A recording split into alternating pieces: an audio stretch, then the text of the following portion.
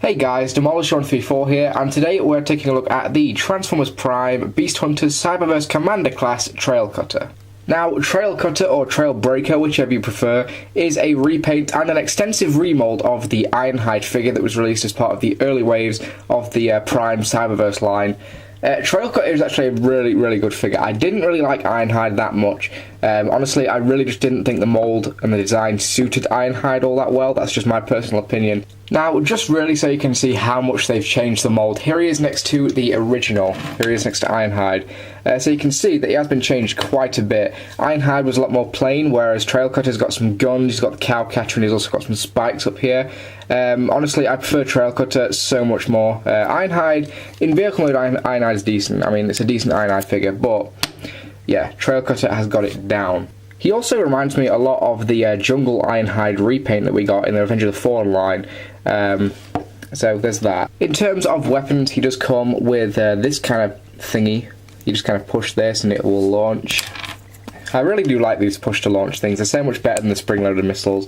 This can actually just peg onto the front of Trailcutter, so you can have it there. Unfortunately, there is nowhere to peg it on the roof, which is where I would kind of like to store it. I don't really like things being on the hood. That's just me.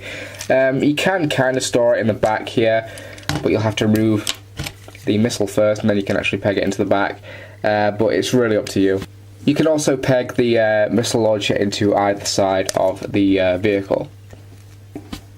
But that is it for Trailcutter's vehicle mode, so let's get him transformed into his robot mode, and the transformation is fairly simple. First thing I'm going to do is we're going to pull out the legs from the back here, like that, split them, we can kind of fold out the feet here,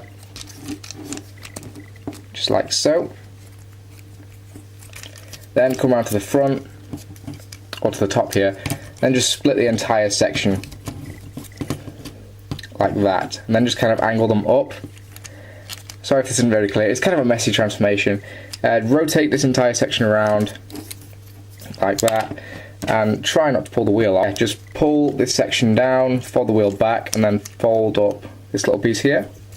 Do the same on the other side, fold this down, fold the wheel back, and then just flip up this little tab.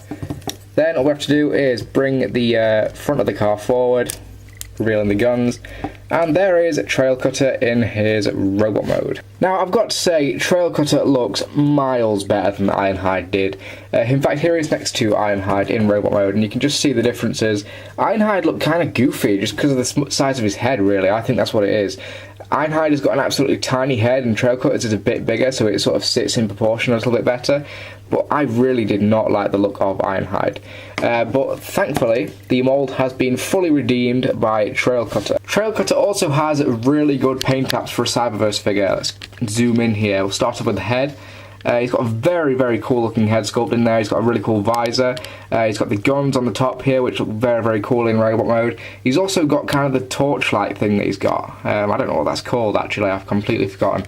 But yeah, that unlike the other figures in the Generations line, that's actually on top of his head now.